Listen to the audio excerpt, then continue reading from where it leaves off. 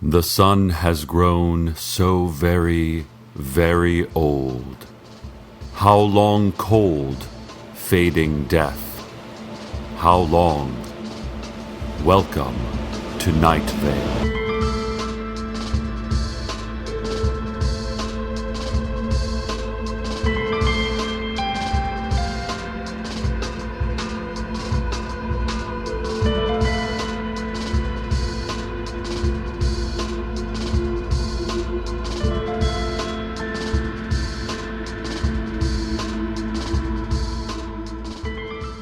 Our top story. Last night's Night Vale PTA meeting ended in bloodshed as a rift in space-time split open in the Main Street Recreation Center auditorium, setting loose several confused and physically aggressive pteranodons. The glowing portal remained open and shrieked incessantly, an unholy sound that witnesses say resembled noisy urchin children caught in a combine harvester and then slowed down and amped up through some kind of open-source, easy-to-use audio editing software. The pteranodons mostly attacked women with glasses. Authorities are still unsure why, as Night Vale's only flying dinosaur expert, Joel Eisenberg, still has not recovered from last year's bout with throat spiders. It took most of an hour to corral the panicked beasts back into the vortex and resume the meeting, which had mostly been about recent lunchroom price hikes and had devolved into name-calling because Susan Willman called Diane Creighton's son, Josh, a bit tubby, and that maybe he needs a financial incentive to eat a bit less. In this reporter's opinion, Susan Willman is dangerously obsessed with the New York Times best-selling Freakonomics books. Dangerously so. Fortunately, no one was injured or killed in the incident, although experts from Timothy's Auditorium Repair Contractors, Inc. estimates close to $750,000 in damage has been done to the rec center auditorium, and that cost includes free storm windows and a complimentary seasonal insulation consultation. It's election season again, and you know what that means. Sheriff's secret police will be coming by to collect certain family members so that everyone votes for the correct council seats and there's no confusion. These family members will be held in a secure and undisclosed location, which everyone knows is the abandoned mine shaft outside of town. But don't let the name fool you, listeners. It's been used for years for so many kidnappings and illegal detentions that the abandoned mine shaft outside of town is actually a pretty nice location these days, featuring king-size beds, free Wi-Fi, and HBO. Also, torture cubicles, but I don't think anyone's going to make the council use those. Remember, this is America. Vote correctly, or never see your loved ones again. This message brought to you by the City Council.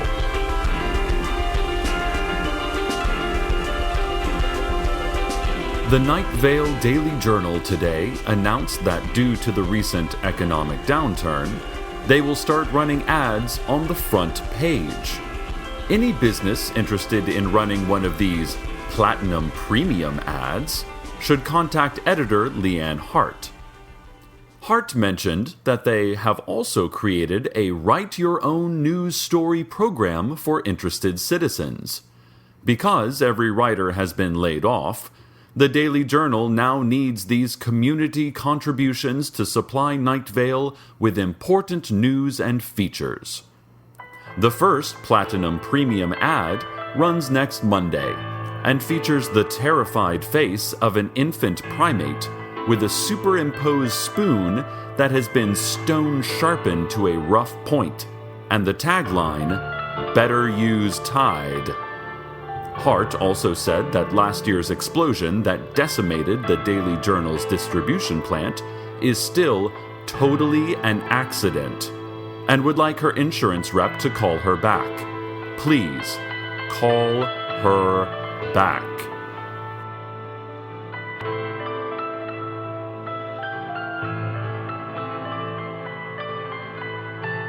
This just came across the wire. The secret police have issued a new statement shedding more light onto last night's PTA meeting incident. The noisy portal and subsequent dinosaur attack that brutally interrupted discussion of swing set repairs on the elementary school playground stayed open long after Recreation Center employees thought they had rounded up all of the ancestral avian beasts. And authorities warn there is still at least one more pteranodon on the loose. Citizens should cover themselves with a low SPF sunscreen and hide in a tiled bathroom. Several curious handball players in the court next to the auditorium actually popped their heads into the portal just to see what was on the other side of the vortex, and came back dramatically changed. The players aged several thousand years in what bystanders experienced as only a few seconds. Those handball players now straddle the unenviable border of millennially wizened and cripplingly insane. Since psychological and emotional damages are no longer considered valid claims by the greater medical insurance community, we are still reporting 0 injuries. We'll update you as further details surface in our special ongoing and very special coverage of Pteranodon Attack Gate. Are we safe from dinosaurs? No way.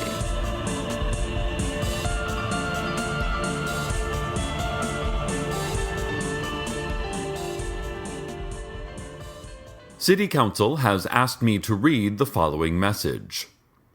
If you notice strange auras around any of the following objects in your house: blender, shower head, dog, husband, wife, table, chair, doorknob, baseboard, vacation souvenirs or photos, collectibles of any kind, especially those depicting or involving horses, DVDs, especially Cliffhanger, There's Something About Mary, and The Wire 4th season, and any bagged lettuce from California or Mexico, please report to the council for indefinite detention. Speaking of the city council, it voted this week to remove the large lead-plated door from the northeasternmost crook of Radon Canyon.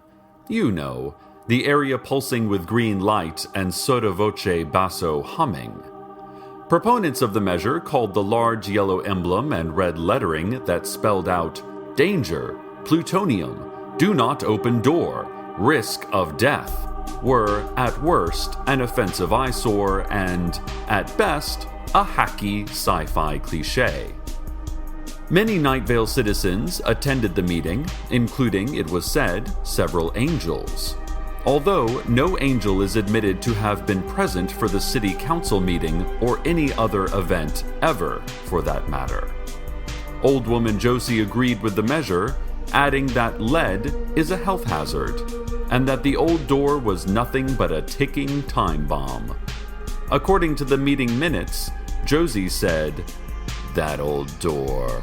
Ooh, that door. Someone's gonna get some kind of lead poisoning." Carlos, beautiful Carlos, tragically shorn of his locks, reportedly was the only dissenting voice, but it is not clear he actually opposed the measure, as the minutes only report him stating, "There is no time, no more time," into a black rectangle in his hand, and then running, winded, from the community hall.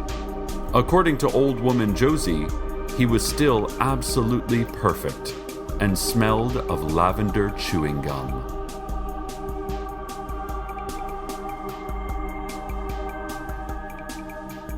More breaking news on the pteranodons. We humbly offer the following retractions from our previous reports. Secret police are now reporting that the offending beasts were not pteranodons after all, but pterodactyls. Also, pteranodons aren't even dinosaurs as this station previously stated, just winged reptiles that lived about 70 million years after pterodactyls. Finally, earlier we reported a death toll of 0, when, in fact, the number is closer to 38. We regret these errors. It's almost football season, and the Night Vale Scorpions are gearing up for a defense of their high school division title. But really, as long as we beat Desert Bluffs, fans and hooded figures alike will feel just fine. Coach Nazar Al-Mujahid told reporters he's particularly excited for the progress junior quarterback Michael Sandero made during the offseason, after that sentient lightning bolt struck him and gave him the strength of 2 Jeeps and the intelligence of a heavily concussed Rene Descartes. But if Night Vale is going to beat their bitter rivals this year and stave off the government-administered pestilence that follows a losing season record, Sandero will have to improve his accuracy. Last year, Sandero only completed 2 out of 130 pass attempts, most notably because he was in advanced stages of cerebral palsy and because his throwing hand had been removed due to several overdue library books. Apparently, the off-season lightning strike had healed Sandero of his terminal ailments and court-ordered amputations, and he's ready to take on Desert Bluffs, which is probably the worst team ever. God, they're dreadful. And now, an editorial. Let's talk for a moment about apartment building etiquette.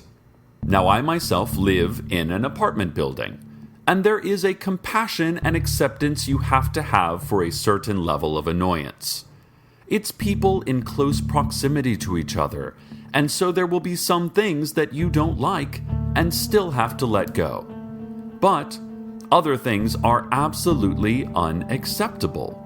For instance, a certain level of strange radiating light or heat on shared walls is expected.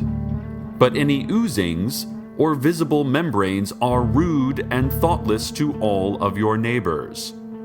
Gibbering, howling, and chants in long-dead languages are the kind of thing that is fine at 1 p.m., but absolutely not fine at 1 a.m. We are all in this together. Put your trash in the cans, not in the hallway leading to the cans. Put on some clothes when standing in front of your windows, and keep any rituals or crazed experiments to hours in which no one is trying to sleep. It doesn't have to be hard. We have a very unexpected treat today, dear listeners. Live in the studio, we have one of the mysterious hooded figures often seen around town. We did not actually invite him here. He just was waiting for us when we unlocked the studio this morning. He has not moved nor spoken since then, and I'll be honest, I am only guessing that he is a he, because physical attributes are hard to determine under these robes, and the face is entirely hidden in shadow, as empty and as black as the void of space. But hey, we're doing radio. He's in a radio station. Let's see if we can get an interview. Mr. Hooded Figure, how are you doing today? Okay. Care to comment on the recent expansion of the Forbidden Dog Park? Any comments at all? Anything you'd like to tell the ordinary folk of Night Vale about your organization?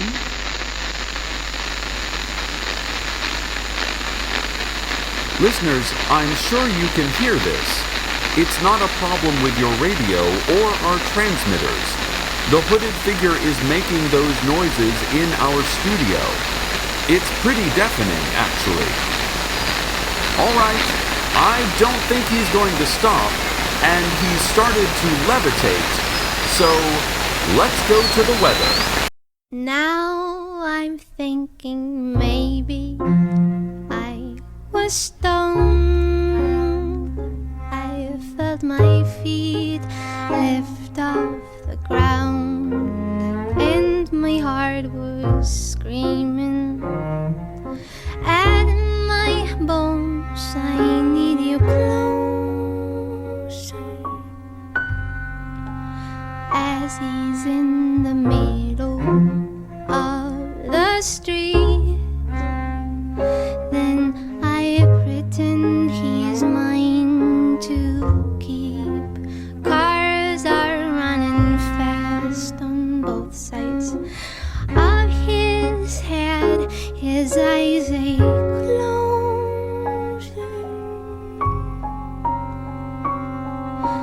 closer, closer.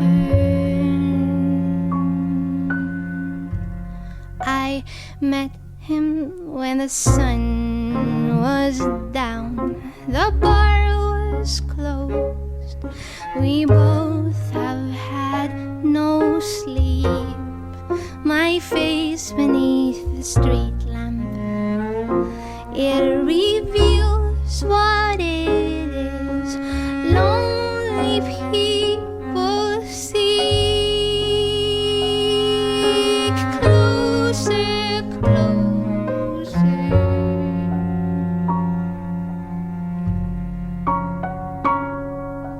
Closer, closer.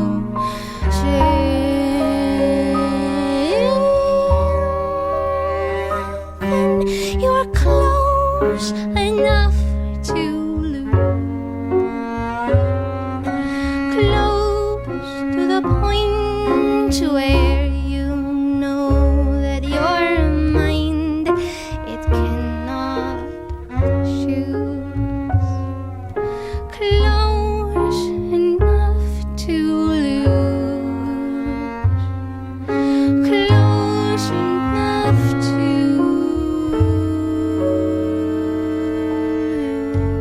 lose your heart.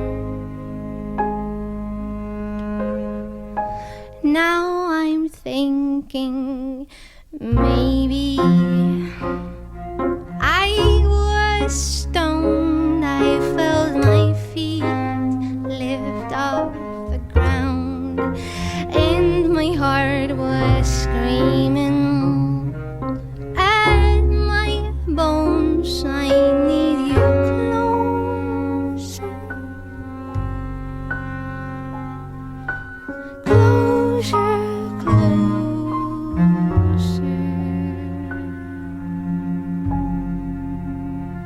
You met me when the sun was down and the bar was closed. We both have had no sleep. My face beneath the street lamp, it reveals what it is lonely people seek. Closer, closer.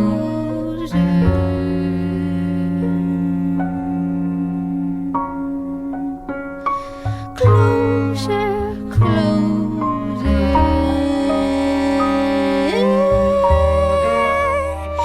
Then you're close enough to lose. Close to the point where you know that your mind, it cannot choose. Close enough to lose.